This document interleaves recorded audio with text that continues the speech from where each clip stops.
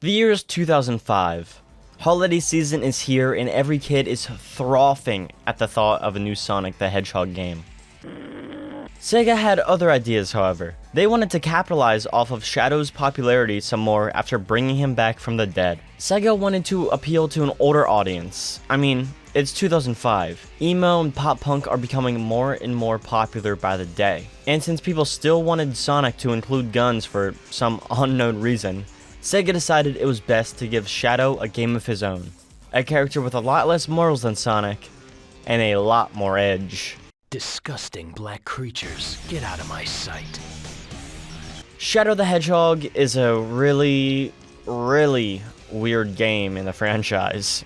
From its guns, dialogue, where's that damn fourth Chaos Emerald? And multiple stories, it's a real mess. But if we're gonna be completely honest here, I kinda love it.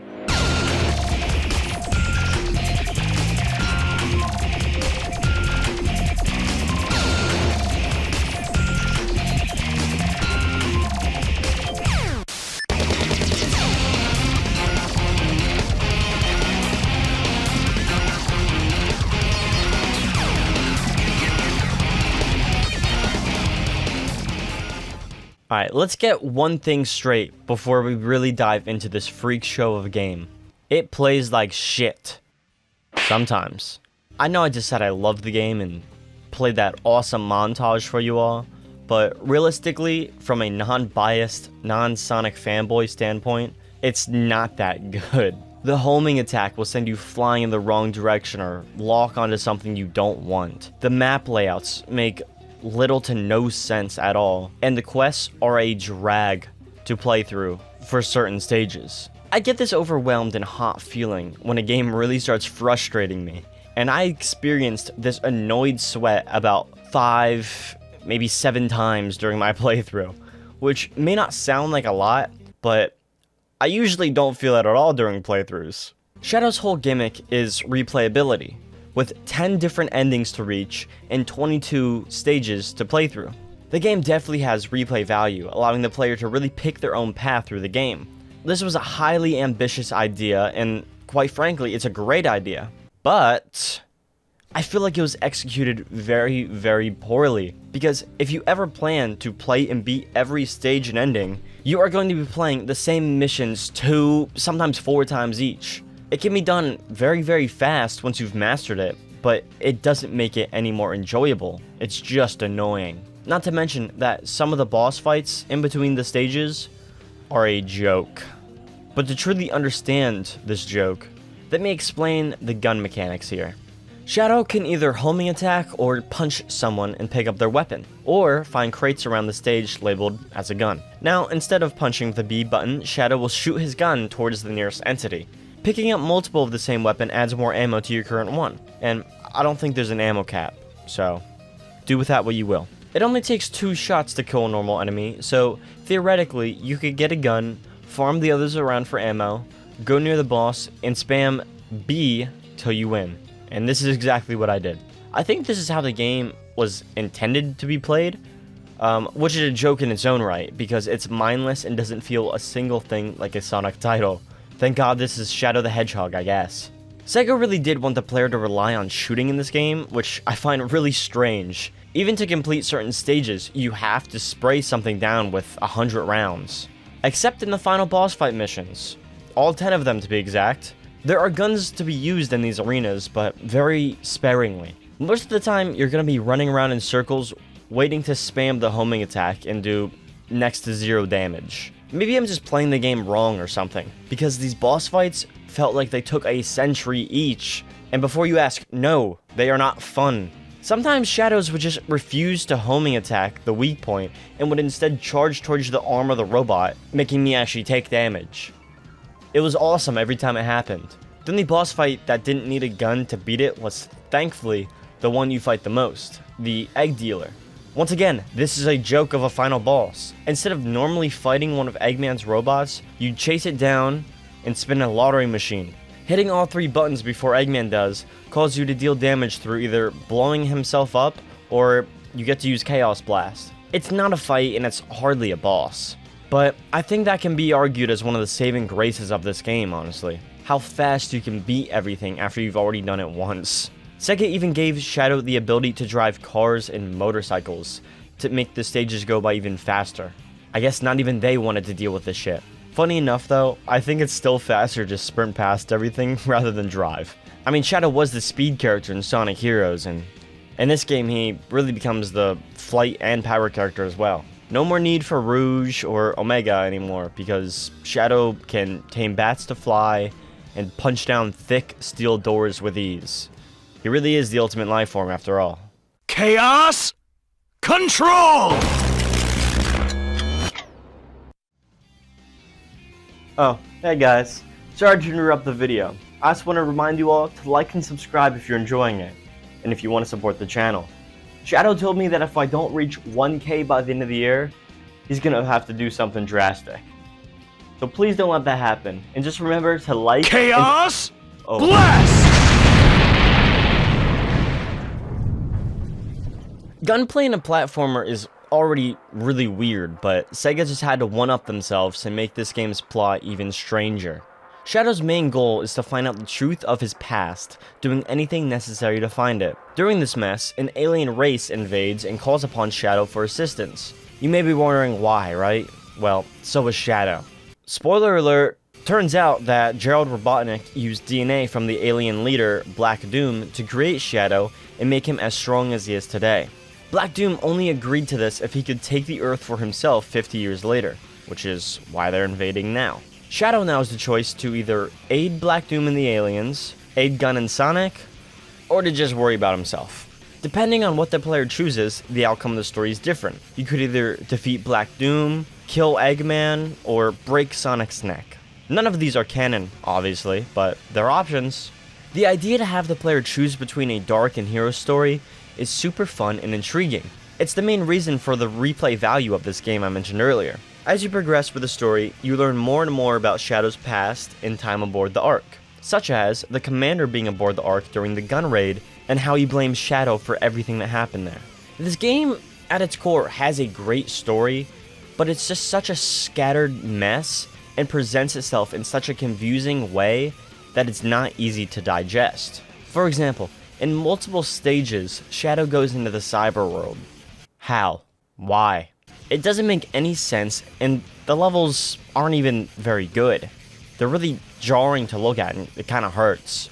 If you manage to complete all 10 endings, you unlock the final ending, or true ending.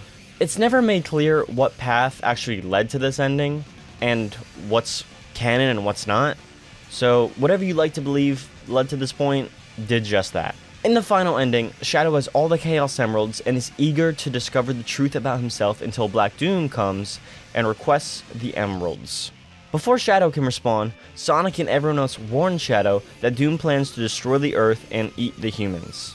Doom then steals the Emeralds and performs Chaos Control, sending the Black Comet, which is where the aliens are from by the way, all the way down to Earth and begins to leech off the planet. It's here that Shadow finally learns the truth of his creation and that Black Doom is the sole reason he exists. Once they all learn of this, they prepare for a fight when suddenly they all begin to freeze. A gas filled the room, paralyzing every one of them in place to be fed to baby aliens. While everyone else is panicking, Shadow is silent, wallowing in his own misery like a true edgelord would. During this, he remembers Maria giving him the courage to face Black Doom. This isn't what caused the gas to not affect him though. I think he's just immune to it due to sharing DNA with Doom, but that's never really explained, obviously. Shadow chases him down and gets stricken with intense pain caused by being a part of Doom. Plot armor kicks in, however, allowing Team Chaotix to accidentally activate a video playback left by Professor Gerald, telling Shadow how to defeat the aliens. Shadow lets go of everything holding him back and reclaims the emeralds, leading us into our final showdown. Super Shadow versus the Devil, from the Bible. Before I talk about the story more, I want to talk about the fight itself. Design-wise, it's very unique and cool. Shadow attacks with his Chaos Spear, a charged attack that fires a short-ranged, bullet-like blast of energy. It can also be tap-fired to collect rings. It took me a few attempts to realize that, I won't lie. Shooting the spear into Devil Doom's eye will deal damage and swap the eye from front to back. Once you understand what's going on, it's quite a simple boss fight. That can be said for the entirety of this game, honestly. Once you figure out how to do the different sides per stage, it becomes 20 times easier. Thank you, YouTube tutorials. Like doing Space Gadget, for example. To complete the normal ending, you have to just normally reach the end of the stage. But to complete the hero side, you also need to just reach the end of the stage. The difference being, you can't beat it before 5 minutes have passed, or else you did the hero ending. This stupid idea ruined an entire run for me, so I actually had to play the game 11 times. Hero mission complete? Fuck! God damn it! Motherfucker, I'm not doing this mission again. No, you can't make me. Get me out, get me out. All because I'm too good at speedrunning through stages. Thank you. After the fight, Shadow uses his remaining Super Saiyan form to bring back the comet into space to be destroyed by the Ark, putting an end to the disgusting black creatures. Listening to me try to make anything here make sense is honestly a lot simpler than experiencing it and trying to piece it all together yourself. I left a lot out due to the fact that it may not be canon. Like there's a mission where Shadow blows up Air Force One, the presidential plane. There's another one where Shadow joins a bomb defusal team.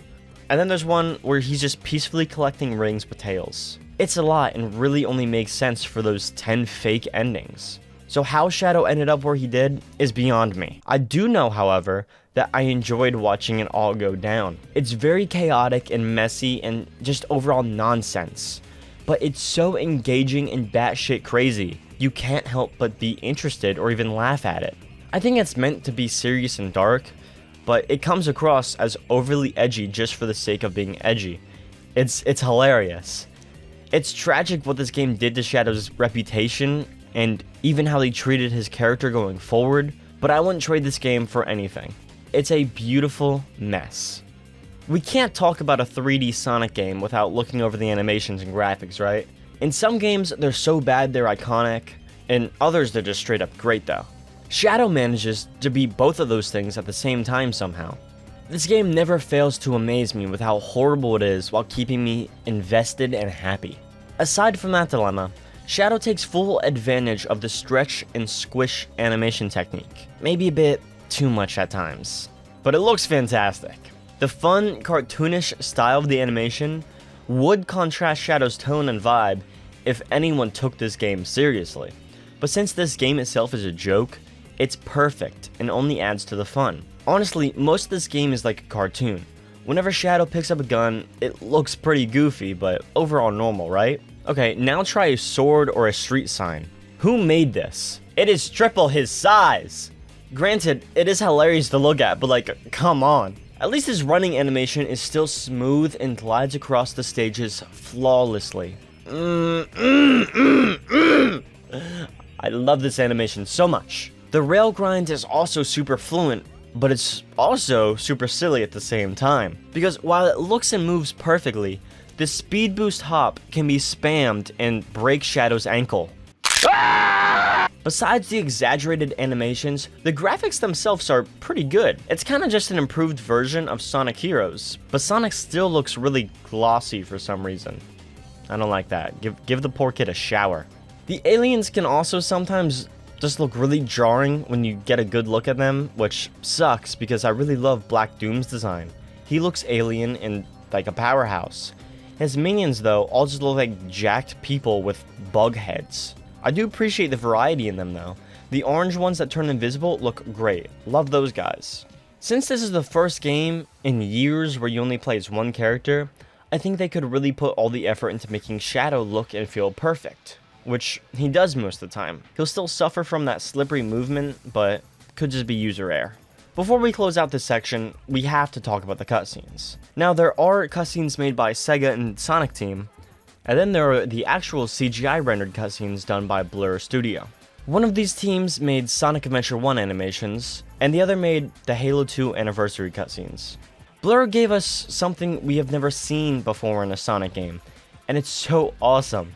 The intro cutscene to Shadow might be the most iconic cutscene in the franchise's entire history. The spin kick he does is still being referenced today, so obviously Sega must agree. It's a bit off-putting at times though, jumping straight from Sega's animations into this high-res professional CGI style. Sega's cutscenes are fine, by the way.